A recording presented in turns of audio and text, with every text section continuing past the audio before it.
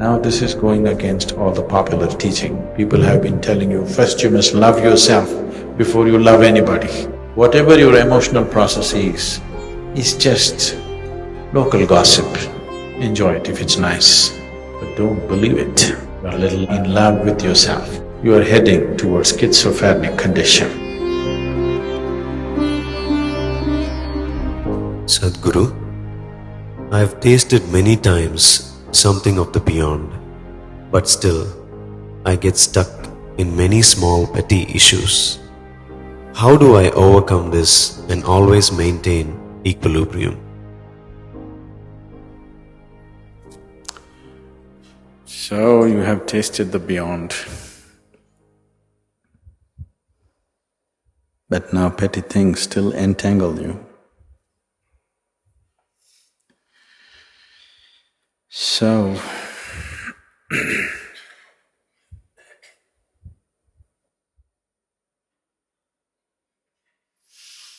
if you have tasted it for a moment, just for one moment, there is something beyond what you think and feel.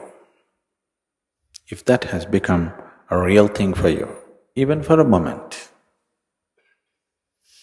then you must invest your life towards that. Yes, I'm trying to, but petty things carry me away. So, you're little falling in love with yourself. That is why, even though the taste of the beyond is somewhere on your tongue, you still can get entangled because you're little becoming inflated personality. You're little in love with yourself. Is that wrong? Nothing wrong. It's just called madness. Because love is an effort, love is a longing to include something as a part of yourself. Love is a process. Love is a possibility where you could become larger than who you are. You could become more than what you are by inclusion. Now, if you wallow in your own self-love, now this is going against all the popular teaching. People have been telling you, first you must love yourself before you love anybody. If you cannot love yourself, how can you love anybody?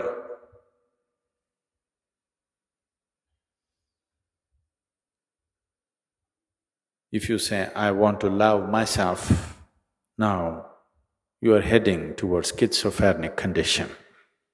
Now you're creating two in one.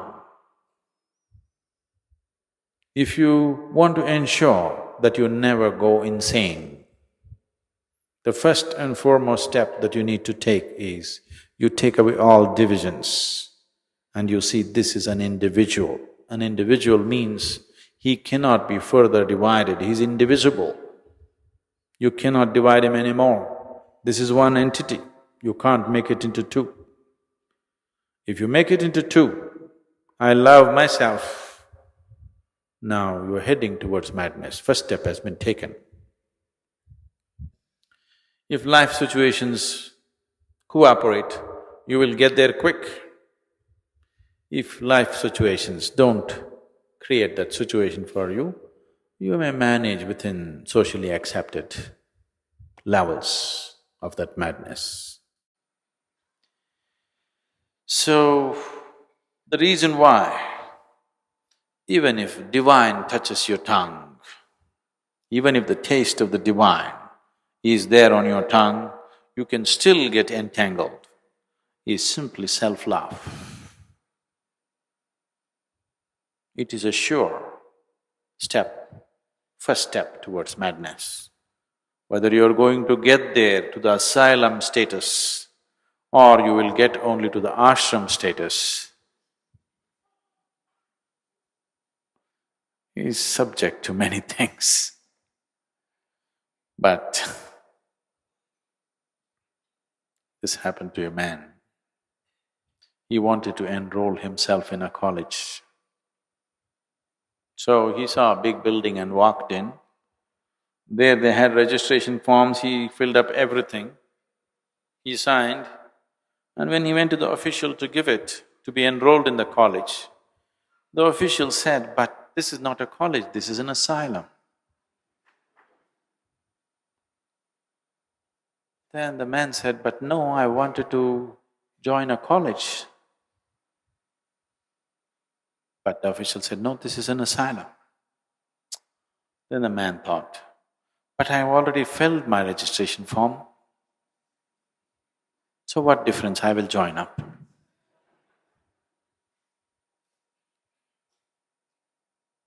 Not much difference. I will join the asylum. What's the big difference?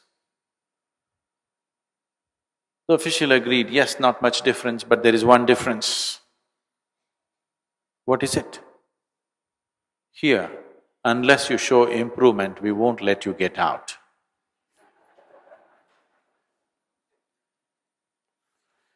So,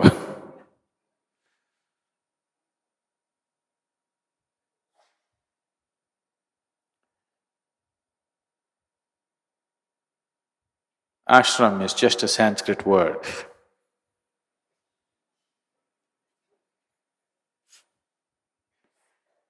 An English word would be too insulting. So, ashram. Because with the taste of the divine on your tongue, you're trying or you have the necessary foolishness in you to fall in love with something so limited which you call as myself. That is a sure sign of madness. That is definitely a sure sign of madness. If you had never tasted it, then this is all you know, that's okay, because you don't know anything better. And the taste of the divine is still lingering, and you're getting entangled with something so limited as your personality, that is definitely a sign of madness, there is no question about it. If you're in such a state of madness, you're doomed. Even an astrologer will charge you half price, because when your destiny is so doomed, there's nothing much to predict, it's easy, really, it's very easy. But all this talk, don't get depressed.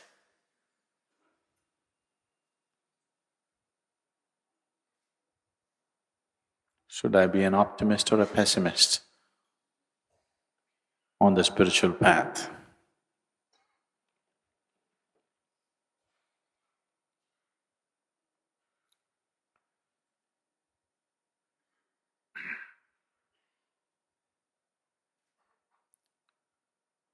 An optimist, a pessimist, and a realist were at the breakfast table. An optimist, there was a closed pitcher, a dish, a container, and the optimist looked at it and said, "Please pass me the cream." A pessimist looked at him and said, "Please pass me the milk." A realist said, "Please pass me the pitcher."